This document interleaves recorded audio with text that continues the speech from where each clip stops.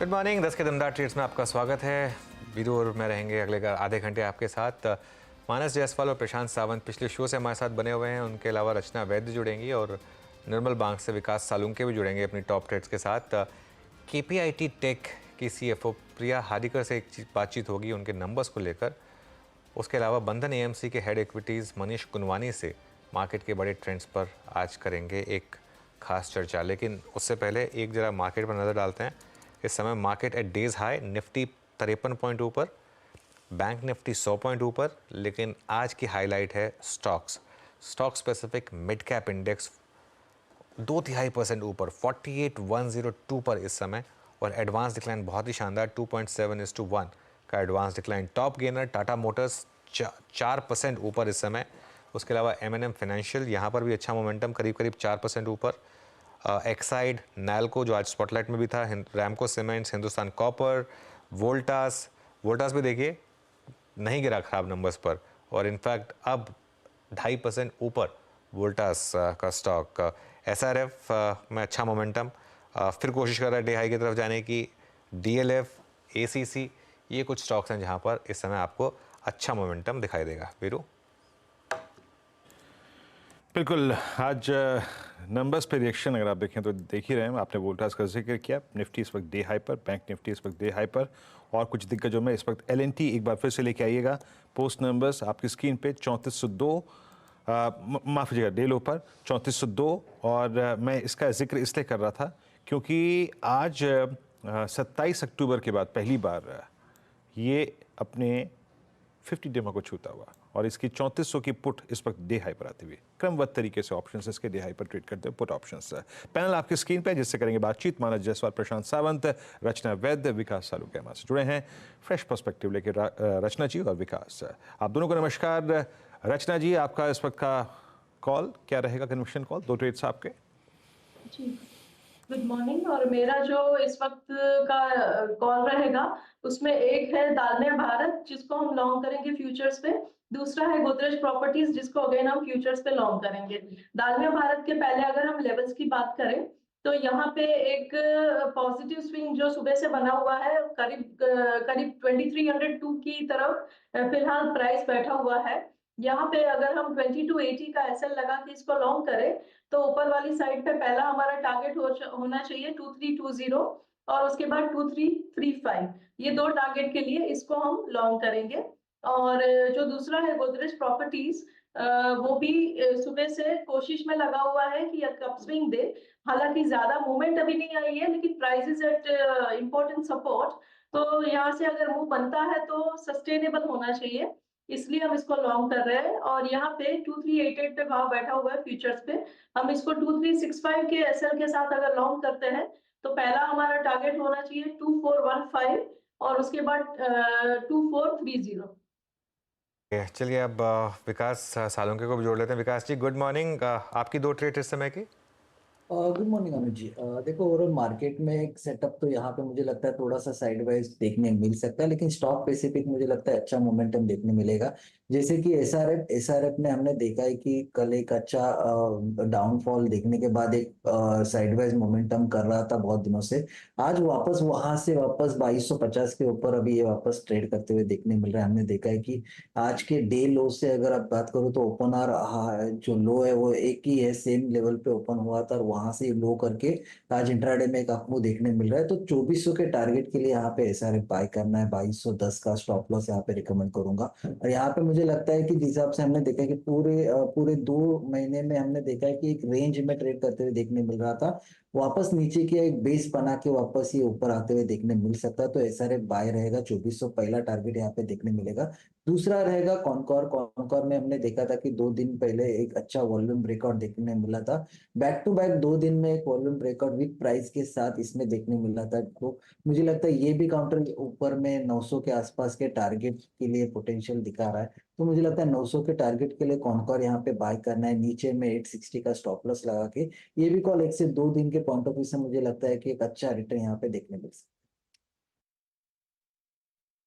Okay, Concor 874.40 पे it's by call. मानस, आपके 2 trades.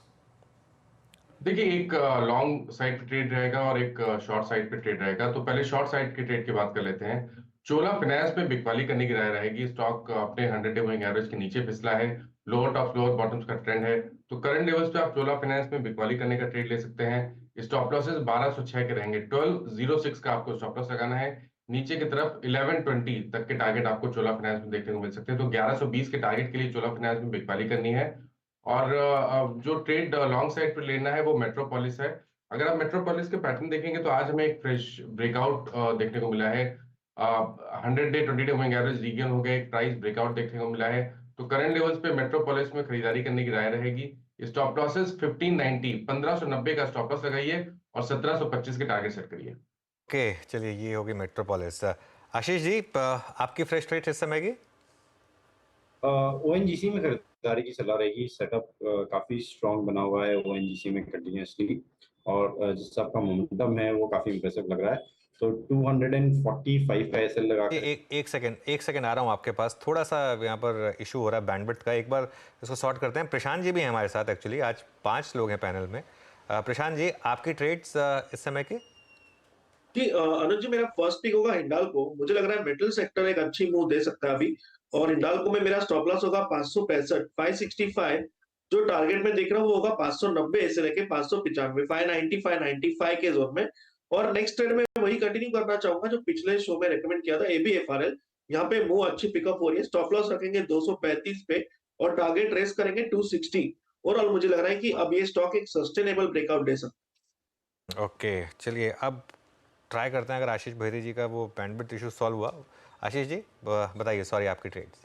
जी, ONGC में खरीदारी की सलाह रहेगी। कल का एक थोड़ा सा पॉज देखने मिला, लेकिन ओवरऑल चार्ट स्ट्रक्चर बहुत स्ट्रांग बना हुआ है ओएनजीसी का। आज वापस इसमें बाइंग देखने मिल रही है, तो 245 का स्टॉप लॉस लगाकर इसमें खरीदारी की सलाह है फॉर द टारगेट ऑफ 263। दूसरा जो ट्रेड हमें अच्छा लग रहा है वो एमएनएम है, महिंद्रा एंड महिंद्रा। स्टॉक वापस अपना 20 डे रीगेन करता हुआ देखने मिला है, तो 1610 का स्टॉप लॉस लगाकर इसमें भी खरीदारी की सलाह है 1680 के टारगेट्स के लिए। ओके, चलिए ये इस समय की ट्रेड्स। अब एक काम करते हैं, अब एक मैनेजमेंट से बात करते हैं। केपीआईटी टेक, इनके तीसरी तिमाही के नंबर अच्छे रहे हैं तिमाही आधार पर, मतलब क्वार्टर ऑन क्वार्टर। प्रॉफिट में 11% की ग्रोथ है, डॉलर रेवेन्यू में भी 3.25% की बढ़ोतरी है, और इस तिमाही में पहले के मुकाबले में ज़्यादा डील्स भी जीती हैं कंपनी ने। नतीजों पर चर्चा करने के लिए हमारे साथ कंपनी की सीएफओ प्रिया हार्डिकर जुड़ी हैं। Priya ji, good morning. CNBC आवाज़ के साथ जुड़ने के लिए बहुत बहुत शुक्रिया। अच्छे नंबर्स रहे आपके, और ये आपका ट्रेंड भी रहा है, लेकिन इस हायर बेस पर आगे के लिए क्या इसी तरीके के नंबर्स रिपीट करना आसान होगा? देखिए, हमारा ये जो जर्नी है ये 14th कॉन्जिक्यूटिव क्वार्टर है जहाँ पे हमने प्रॉफिट्स के ऊपर भी बहुत अच्छे तरीके से काम किया है ऑन द ऑपरेशनल एफिशिएंसीज। हमारी एक हेल्दी पाइपलाइन है अक्रॉस ऑल द प्रैक्टिसेस, इसीलिए हमने पिछले क्वार्टर हमारा गाइडेंस भी बढ़ाया था, अगर आपको याद होगा तो अभी हम लोग बोल रहे हैं कि हमारा ये गाइडेंस शायद हम एक्सीड भी कर सकते हैं फॉर दिस ईयर, और अगले 2-3 सालों तक या 5 साल तक हमें ऐसी उम्मीद है कि ये मोबिलिटी इंडस्ट्री में बहुत ही एक अच्छा तरीका ट्रैक्शन है, जिसमें हमको ग्रो होने का एक बहुत ही वाइडर रूम अवेलेबल है। तो we are very positive about our growth in coming 2-3 years. So उसमें तो कोई हमें दिक्कत नहीं नजर आ रही है।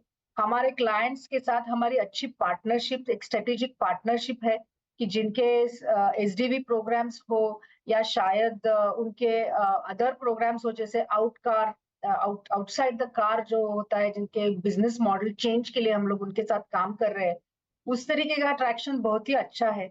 हमारा जो लेटेस्ट एक्विजिशन हुआ है एन ड्रीम्स, वो भी हटके है। आप अगर देखोगे तो it is basically casual gaming का ये कंपनी है, जहाँ पे we will get additional traction with our clients, and it will open doors to new clients and will give us value added services, and it will give us place in a different casual gaming and infotainment business with our clients.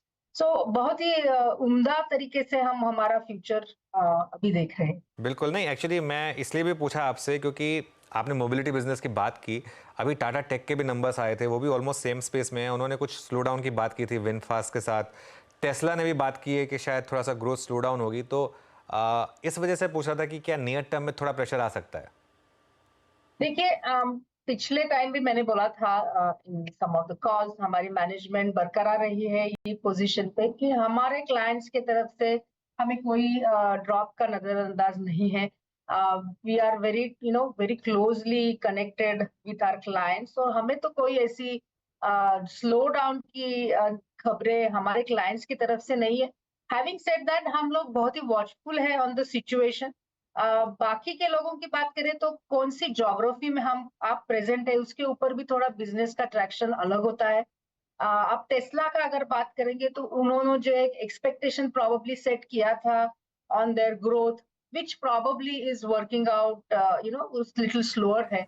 But हमारा जो काम है software defined vehicle का with our clients, वो बरकरार है, और वो जी उसके जी स्प्रेड में कोई हमें नहीं लगता है कोई हम्म ओके प्रिया जी, एग्जैक्टली यही बात, मतलब जो आपका कन्विक्शन है आई मीन ग्रोथ को लेकर और जो स्ट्रॉन्ग कमेंट्री आप दे रही हैं उसके पीछे एक और चीज़ नज़र आ रही है इसकी कि यूएस इतना स्ट्रॉन्ग नहीं है जितना स्ट्रॉन्ग यूरोप है। आई मीन लास्ट 2 क्वार्टर्स के नंबर्स मेरे स्क्रीन पे हैं एंड स्पेशली लास्ट 3 क्वार्टर्स के इनफैक्ट।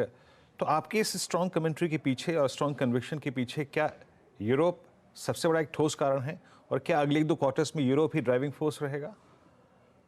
हमारी जो ग्रोथ आप अगर देख रहे हैं ज्योग्राफीज की, तो एशिया करंट क्वार्टर में लार्जेस्ट ग्रोथ है। हमने जो 2 डील्स अनाउंस की थी वो भी एशिया और यूरोप से है। ऐसे बात करते हुए मैं ये भी बात करना चाहूंगी कि ये लार्ज एंगेजमेंट जो कस्टमर के साथ एग्री होकर अनाउंस होती है, बट बाकी के एंगेजमेंट में यूएस की ज्योग्राफी में भी अच्छा काम चल रहा है। अगर आप क्वार्टर ऑन क्वार्टर नंबर देखें तो शायद आपको यूएस की ज्योग्राफी में ट्रैक्शन ना दिखे, लेकिन आप वाई नंबर देखेंगे, ईयर ऑन ईयर ग्रोथ, तो उसमें 20% प्लस ग्रोथ है even in US geography. We are focusing on US geography as much consistently as across all the geography. आते टाइम में आप देखेंगे कि यूएस ज्योग्राफी में भी काफी अच्छी ग्रोथ होगी। So the growth is across all the geography. Okay चलिए, तो आप आशान्वित हैं कि आगे जाके यूएस भी अच्छा करेगा। अच्छा मैम, जो पोस्ट कोविड सैलरी हाइक्स और एक सब्सटेंशियल सैलरी हाइक्स ने आई मीन एट्रिशंस को भी अगर आप देखें हाई लेवल्स पर रखा, सैलरी हाइक्स भी अगर आप देखें काफ़ी सिग्निफिकेंट थे। क्या स्थिति अब आईटी में नॉर्मलाइज हो रही है? क्या अगले 1 साल में एक अच्छे मार्जिन्स की पिक्चर आप प्रेजेंट करेंगे, कंसिडरिंग द फैक्ट कि अब सैलरी हाइक्स उतने सब्सटेंशियल नहीं हैं, उतने स्ट्रॉन्ग सैलरी हाइक्स नहीं होंगे? देखिए, पिछले टाइम भी हमने बोला था जहाँ पे हमने हाइक्स की थी जुलाई के क्वार्टर में, that KPIT has been leading the industry in हमारी जो इंजीनियरिंग R&D स्पेस है IT में। We had given maximum across the industry as a benchmark salary hike. अगर आप एक attrition की बात करेंगे तो we are at lowest point in our history. So हमें बहुत ही उम्दा उम्मीद है कि ये जो एक मैन पावर सप्लाई का जो सिचुएशन है वो नॉर्मलाइज हुआ है। हमें अभी उम्मीद है कि ये सिचुएशन ऐसे ही रहेगी, और हमारे जो एक कल्चर ऑफ एक्सेलेंस का प्रोग्राम हम लोग बहुत टाइटली काम करते हैं हमारे एम्प्लॉयज के साथ, या हमारी जो एक मॉनेटरी इंसेंटिव की पॉलिसीज है, या ये जो सब एक साथ काम हुआ है, उसका नतीजा है कि हमारी एट्रिशन अभी सबसे लोएस्ट है हमारी पिछले 4-5 सालों में, और ये ट्रेंड जारी रहेगा। हमारा जो एक काम है हमारे क्लाइंट्स के साथ वो बहुत ही एक्साइटिंग है। हम जो काम करते हैं वो एक्साइटिंग टेक्नोलॉजीज पे है, वो भी एक कारण है कि लोग हमसे जुड़ते हैं। एक एक्साइटिंग काम उनको करने मिलता है, तो इसी वजह से हम लोग एट्रिशन में भी हम देख रहे हैं कि बहुत ही कम हुआ है। तो ये हमारा तो सिलसिला जारी रहेगा कि लोग हमारे साथ, अच्छे लोग हमारे साथ जुड़ेंगे। और अगर आप देखेंगे तो हम ये क्वार्टर में 756 लोगों को हमने हायर किया है, उसमें से 600 लोग फ्रेशर है। तो एक तरह से इसमें से ऑपरेशनल एफिशिएंसी भी मिलती है, और because attrition is low, the lateral hiring is lower to that extent. तो हमें तो उसकी कोई नजरअंदाज करने की गुंजाइश नहीं है, और we are very positive about it. Okay, एक आखिरी सवाल पॉसिबली आपसे, क्योंकि आप एक काफ़ी कैश जनरेटिंग कंपनी है, काफ़ी कैश है आपकी बुक्स पर, कुछ उसको आप किस तरीके से यूटिलाइज कर रहे हैं? कुछ बायबैक या कुछ बड़ा डिविडेंड प्लान है, या कुछ एक्विजिशन प्लान है, या अभी के लिए ऐसा कोई इरादा नहीं है? देखिए, अभी हमने कल ही डिविडेंड अनाउंस किया है। हमारा जो एक डिविडेंड पॉलिसी है वो 35% की तरफ जाने की पॉलिसी है। अभी हम लोग उसकी तरफ विचार कर रहे हैं कि कैसे जाएंगे, बट हमारा कैपिटल एलोकेशन की पॉलिसी तय है विद इन द मैनेजमेंट, और वो ग्रोथ फंडिंग के लिए होगा, चाहे वो ऑर्गेनिक हो या इनऑर्गेनिक हो। जो कैश जनरेट हुई है वो उसी तरीके से जाएगी। पिछले 2 सालों में हमने 4 एक्विजिशंस किए हैं और अभी का फोकस इंटीग्रेशन के ऊपर है। बट कैश का अगर आप अलोकेशन पूछेंगे तो वो ग्रोथ की तरफ होगा, और ऑर्गेनिक हो या इनऑर्गेनिक हो। बहुत बहुत शुक्रिया मैम हमारे साथ जुड़ने के लिए, और आपको ऑल द बेस्ट। शानदार नंबर्स रहे हैं आपके पिछले 1 साल से ज़्यादा से, और स्टॉक मार्केट ने भी आपके स्टॉक को उसी तरीके से रिवॉर्ड किया है। Thank you so much. धन्यवाद। चलिए फिर अब एक काम करते हैं, अब बात करते हैं हमारे आज के मार्केट गेस्ट से। आज फेड का फैसला आएगा, कल अंतरिम बजट है, इन सब पर बात करते हैं। हमारे साथ बंधन एएमसी के हेड इक्विटीज़ मनीष कुनवानी जुड़े हैं। मनीष जी के पास फंड मैनेजमेंट और इक्विटी रिसर्च में 25 साल से ज़्यादा का अनुभव है। Manish ji good morning. बहुत कुछ लाइंड अप है, फेड का इवेंट है, बजट है, मार्केट अपनी चाल खुद चल ही रहा है काफ़ी शानदार। आपका क्या व्यू है इस समय? देखिए, मार्केट ऑब्वियसली 1 ईयर में काफी हाई रिटर्न दिया है, एंड ट्रेडिशनली क्या होता है कि 1 साल हाई रिटर्न के बाद थोड़ा हमें रिटर्न एक्सपेक्टेशन थोड़ा रियलिस्टिक रखना चाहिए। बट ऊपर नीचे होता रहेगा मार्केट, बट इंडिया का मैक्रो और relative standing versus other emerging countries काफी स्ट्रांग है।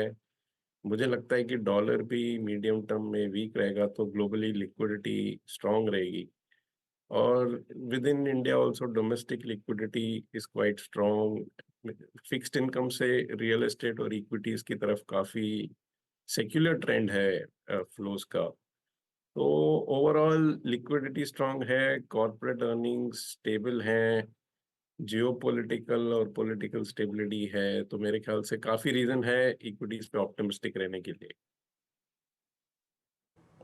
ओके बहुत स्ट्रॉन्ग रीजंस हैं मनीष जी आपके लिए इक्विटी पे काफ़ी ऑप्टिमिस्टिक रहने के लिए। सर ये आपने पूरा का पूरा अर्निंग सीजन देखा, सबसे स्ट्रॉन्ग अर्निंग्स आपको किस सेगमेंट में लगे? एंड स्पेशली शुरुआत करते हैं आईटी से। अभी कुछ देर पहले आपके इस कार्यक्रम में उपस्थित होने से पहले हम केपीआईटी से बात कर रहे थे, मिड कैप आईटी क्या स्ट्रॉन्ग, अगर आप देखें बॉडी लैंग्वेज उनकी कमेंट्री क्या स्ट्रॉन्ग थी। आपका व्यू आईटी स्पेस पर इस वक्त? देखिए, हम अभी भी थोड़ा अंडरवेट ही हैं आईटी स्पेस पे ओवरऑल। छोटे कंपनीज में थोड़े नीश कंपनीज हैं जिनमें काफी स्ट्रॉन्ग ग्रोथ है, बट ओवरऑल इंडस्ट्री का आप आउटलुक देखेंगे तो काफी डिपेंडेंट है global economy in general and particularly US economy पे। तो यूएस इकोनॉमी पे व्यू ये है कि अभी तो रिलेटिवली स्ट्रांग है, बट कभी भी स्लो डाउन आ सकता है यूएस में।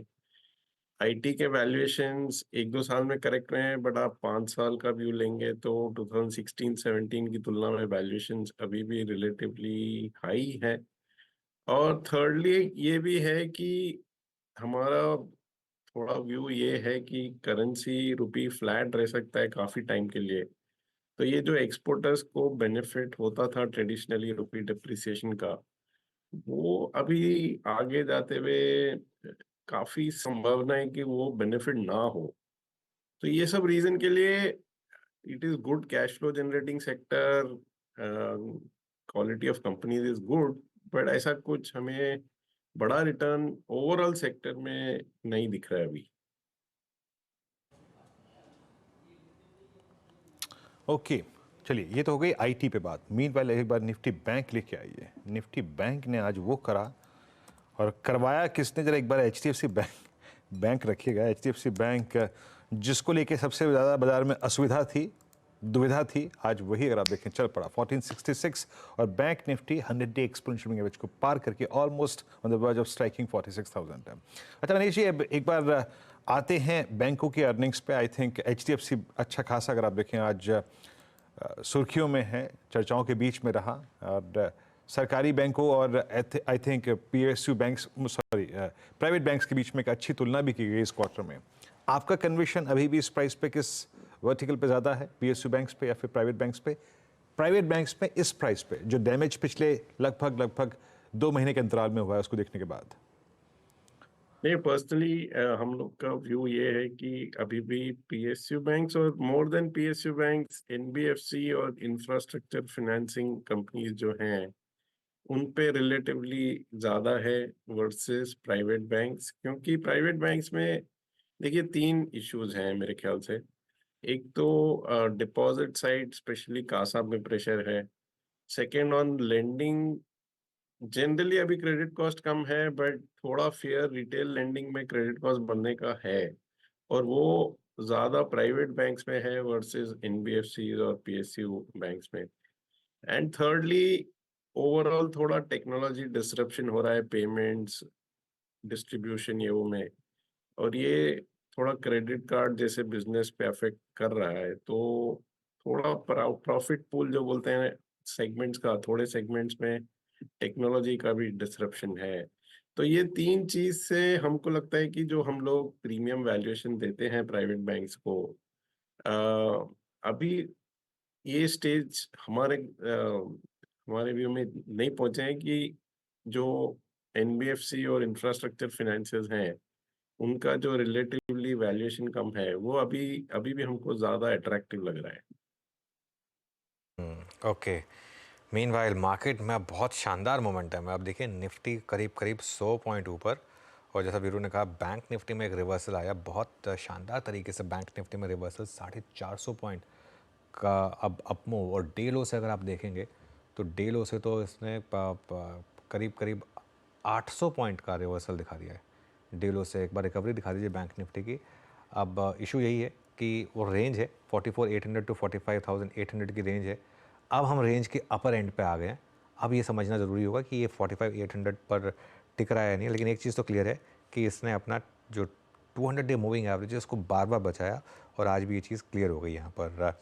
अच्छा मनीष जी, एक स्पेस जहाँ बहुत पैसा बनाया है लोगों ने वो है पूरी की पूरी पीएसयू बास्केट, और विद इन दैट रेलवे और डिफेंस। आपके पोर्टफोलियो में है क्या ये स्टॉक्स, और इस समय क्या व्यू बन रहा है इन पर? देखिए अनुज, हमारा रेलवे और डिफेंस में बहुत ज़्यादा एक्सपोजर नहीं है। हम लोग डिफेंस में अंडरवेट है। हमारा ज़्यादा एक्सपोजर पीएसयू में इंफ्रास्ट्रक्चर फाइनेंसिंग और पावर के साइड है। तो दोनों ने अच्छा किया है, बट एक में हम गलत गए, एक में करेक्ट गए। तो ओवरऑल हमको अभी भी लगता है कि जो पीएसयूज पावर के वैल्यू चेन में है, फंडिंग है या जो माइनिंग है, कोल की माइनिंग है, या जो यूटिलिटीज है, ये सब में अभी भी काफी स्कोप है, क्योंकि पावर का साइकिल 5 6 7 साल चलता है। तो अभी केपेक्स का जो पिकअप हुआ है पावर में 1 2 साल ही हुआ है, और नेक्स्ट 2 3 साल में आई थिंक केपेक्स काफी स्ट्रांग रहेगा। और ये सब स्टॉक्स वाइल बॉटम से चले हैं, बट आप 5 10 साल का चार्ट देखेंगे तो ऐसा नहीं है कि बहुत ज्यादा कुछ किया ये लोग, ये सब स्टॉक ने। तो वैल्यूएशन अगेन बॉटम से हाई है, बट ओवरऑल वैल्यूएशन देखिए या फ्री कैश फ्लो यील्ड देखिए, डिविडेंड यील्ड देखिए, तो ये सब वैल्यू चेन में जो पावर के जो पीएसयूज हैं उन पे हमारा ज्यादा प्रेफरेंस है। ओके। एक और स्पेस जहां पैसा बनाया वो है ट्रैवल टूरिज्म, इस तरीके के स्टॉक्स, चाहे एविएशन स्टॉक्स हों, एयरपोर्ट स्टॉक्स हों, होटल स्टॉक्स हों, यहाँ पर इस समय क्या व्यू बन रहा है आपका? अगेन हम लोग का कुछ खास ओवरवेट या पॉजिटिव नहीं है, क्योंकि वेदर आप होटल लीजिए, एविएशन लीजिए, रिटेलिंग लीजिए, जो स्टॉक्स ने डिलीवर किया है उन पे काफी लास्ट 2 3 साल में अप्रिसिएशन हुआ है। तो वैल्यूएशन एक तो हाई है, सेकंड देखिए थोड़ा पेंट अप डिमांड था, तो वो भी कभी भी रिवर्स हो सकता है। तो द ओनली सेगमेंट हम लोग का थोड़ा पॉजिटिव व्यू है रियल एस्टेट पे, क्योंकि रियल एस्टेट में हमको सप्लाई साइड कंसोलिडेशन काफी स्ट्रांग लग रहा है। तो वहाँ पे हमारा पॉजिटिव व्यू है, बट ओवरऑल अर्बन कंजम्पशन देखेंगे तो मेरे को ऐसा कोई बड़ा सेगमेंट नहीं लगता है जिसमें अभी अंडर वैल्यूएशन बची हो। चलिए सर, बहुत बहुत शुक्रिया आप इस कार्यक्रम में शामिल हुए, और सभी अगर आप देखें पहलुओं पे, अर्निंग्स पे और सेक्टर्स, आपके प्रेफर्ड सेक्टर्स, सब पे आपने बातचीत करी। बहुत बहुत शुक्रिया। इस कार्यक्रम में शामिल होने के लिए और सभी सेक्टर्स पर रखने के लिए। फिलहाल इंडेक्स पे लौटते हैं। निफ्टी आपकी स्क्रीन पे, निफ्टी करीब करीब 21,610, but highlight of the day it's Nifty bank up by 1%, 452 अंक ऊपर। तो वो डिफरेंशियल जो परसिस्ट कर रहा था पिछले कुछ दिनों में, अनुज, पिछले कुछ दिनों से लग रहा था कि आई थिंक वो डिफरेंशियल पूरा होगा, और आज निफ्टी बैंक ने उस घड़ी को चुना। मीनवाइल निफ्टी आईटी में करीब 72 अंक ऊपर। अनुज, मतलब सेटअप ठीक लग रहा है। आई मीन एक बार हमने वो 20 डे की ट्रेजेक्टरी को निफ्टी पर फिर सिक्योर करके रखा, बिल्कुल, और वीरू। 21,500। नहीं वीरू, लेकिन इसमें अब मैं फिर एक चीज़ कहूँगा, ध्यान रखिए वीकली एक्सपायरी है और बहुत ज़्यादा इमोशनल मत होइए इस चीज़ को लेकर, क्योंकि रेंज है इस मार्केट की। अब हम वापस अपर एंड ऑफ द रेंज पर आ गए हैं।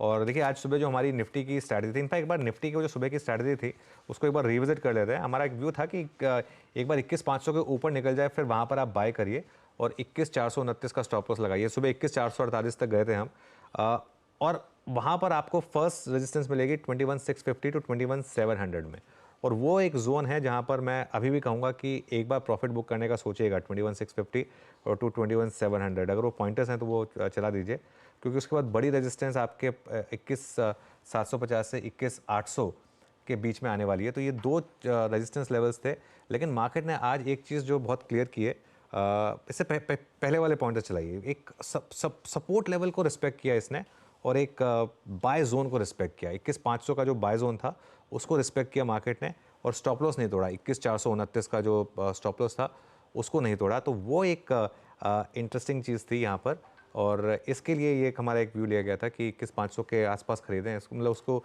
ऊपर खरीदें, और 21,429 के स्टॉप के साथ 21,650 से 21,750 एक प्रॉफिट बुकिंग जोन है। और अगर 21,650 फेल होने लगे अगर, तो वहाँ पर मेरे ख्याल से एक सेल ट्रेड बनेगा।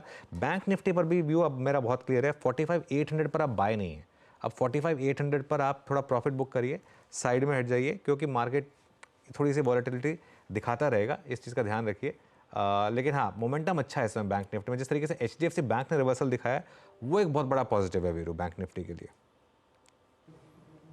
जी हाँ, HDFC बैंक का रिवर्सल आज इम्पॉर्टेंट है। रचना जी, HDFC बैंक को आप कैसे रीड कर पा रही हैं इस वक्त? इस I think it's an expiry day impact only, या फिर इस पर कुछ बड़ा भी है रीड करने के लिए? जी, मेरा डेफिनेटली ये मानना है कि ये खाली एक्सपायरी डे का मूव नहीं है, क्योंकि आज से लेके 4 दिन पहले जो उसने ग्रीन कलर का बार बनाया था, which was on 24th of January, वो एक बड़ा ही स्ट्रॉन्ग बार था। और ऐसा बार जब बनता है तो उसका जो लो होता है, that becomes a strong sacrosanct support. तो यहाँ से मेरे हिसाब से एक सैक्रोसैंक्ट सपोर्ट बना हुआ है, और इसीलिए अब अगर वॉलेटिलिटी आती भी है तो वो विद इन दैट बार समझ आनी चाहिए, और इसीलिए ये रिलायबल है, and it is not just because of expiry. This could be a temporary bottom. Jam, और एक बात जो अनुज ने अभी कही उसको याद रखिएगा प्लीज़। मैं भी इस पर आई थिंक बिल्कुल सहमत हूँ। बहुत ज़्यादा भावना में मत खोइएगा। अच्छा, अगर स्विंग मिल चुका है निफ्टी पे, निफ्टी बैंक पे, तो प्रॉफिट्स लीजिए, बाहर निकलिए। एक बड़ा दिन both for US and both for India बहुत नज़दीक खड़ा है। स्टॉक स्पेसिफिक होकर बात करें और कुछ क्लियर स्विंग, एक बार जरा फार्मा स्पेस पे आइए। Let's bring Sun Pharma. और बहुत ही दिलचस्प अगर आप देखें तो इसका मूव रहा पिछले कुछ सेशंस का। 1395 नाउ इट्स डे हाई, और याद रखिएगा इन पिछले 3 सेशंस की जो लोवेस्ट ट्रैजेक्टरी रही है वो 10 डे में रही है। दैट मीन्स जिसने भी इस हल्के से टिप को बाय किया उसको रिवॉर्ड मिला है। विकास, सन फार्मा पे आपका टेक 1394 एट डे हाई। जी रविंद्र जी, अगर देखो तो फार्मा में अच्छा मोमेंटम हमें देख चुके हैं, और मुझे लगता है सन फार्मा आज वापस एक इंट्राडे बेस पे एक अच्छा मूव कर सकता है। ऊपर में वापस 1420 एक इमीडिएट रेजिस्टेंस है। एक सेकंड के लिए आपको जरा इंटरप्ट करूंगा। मोदी जी इस समय स्क्रीन पर आपको दिखाई